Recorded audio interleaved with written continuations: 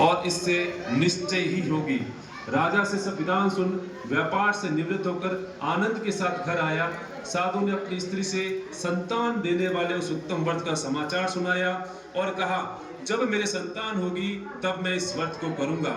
साधु के ऐसे वचन अपनी स्त्री लीलावती से कहे। एक दिन उसकी स्त्री लीलावती पति के साथ आनंदित हो सांसारिक धर्म में प्रवृत्त होकर सत्यनारायण भगवान की कृपा से गर्भवती हो गई और 10वें महीने में उसके एक सुंदर कन्या का जन्म हुआ। दिनों दिन वह इस तरह बढ़ने लगी जैसे शुक्ल पक्ष का चंद्रमा बढ़ता है। कन्या का नाम कलावती रखा गया।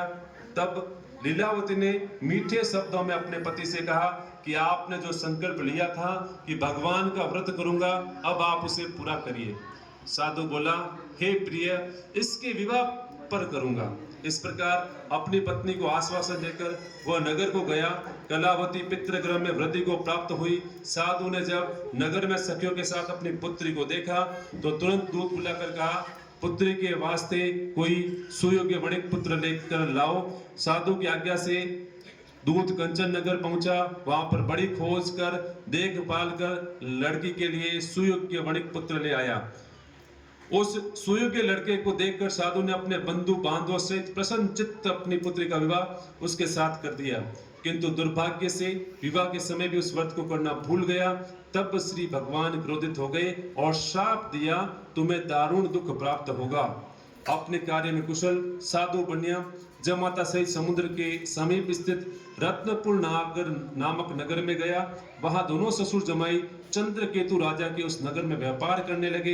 एक रोज सत्यनारायण भगवान की माया से प्रेरित होकर कोई चोर राजा का धन चुराकर भागा जा रहा था, किंतु राजा के दूतों को आता देखकर चोर ने घबराकर भागते हुए राजा के धन को वही चुपचाप रख दिया जहां वे ससुर जमाई ठहरे हुए थे।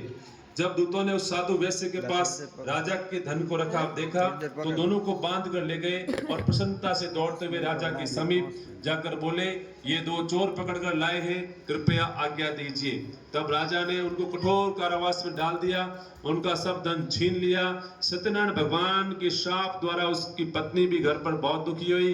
घर पर जो धन रखा था चोर चुरा कर लेके गए। शारीरिक मानसिक पीड़ा, भूख प्यास से दुखित हो अन्न की चिंता में कलावती एक ब्राह्मण के घर गई।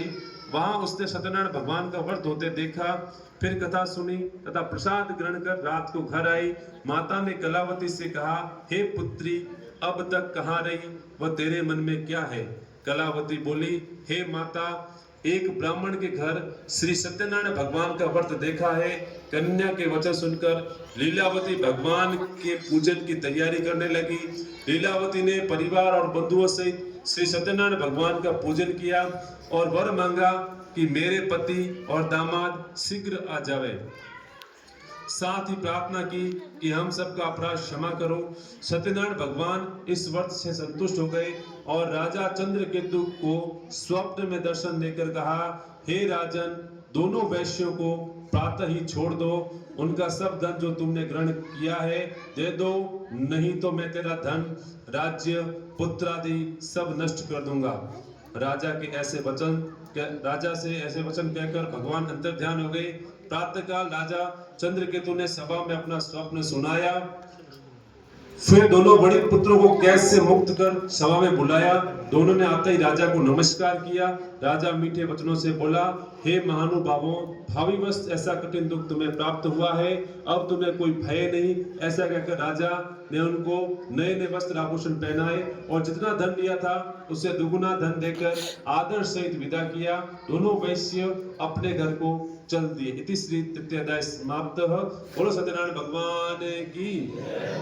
चतुर्थ अध्याय। सुत जी बोले, वैश्य ने मंगलाचार करके यात्रा आरंभ की और नगर को चला।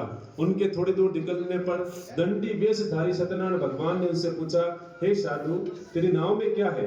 अभिमानी वणिक हंसता हुआ बोला, हे दंडी, आप क्यों पूछते हो? क्या धन लेने की इच्छा है? मेरी नाव में तो बैल और पत्ते भरे हुए हैं। वैश्य का कठोर वचन सुनकर भगवान ने कहा तुम्हारा वचन सत्य हो। दंडी ऐसा कहकर वहां से दूर चले गए। कुछ दूर जाकर समुद्र किनारे बैठ गए। दंडी के जाने पर वैश्य ने नित्य क्रिया करने के बाद नाव को ऊंची उठी देखकर अचंभा किया। नाव में बेल पत्ते आदि देखकर मूर्छित हो जमीन पर गिर पड़ा। फिर मूर्छा खुलने पर अत्यंत शोक प्रकट करते हुए दामाद से बोला, उसका दामाद बोला कि आप शोक न करें, ये दंडी महाराज का शाप है, अतः उनकी शरण में चलना चाहिए, तभी हमारी मनोकामना पूरी होगी। दामाद के वचन सुनकर साधु वणिक दंडी के पास पहुंचा। अत्यंत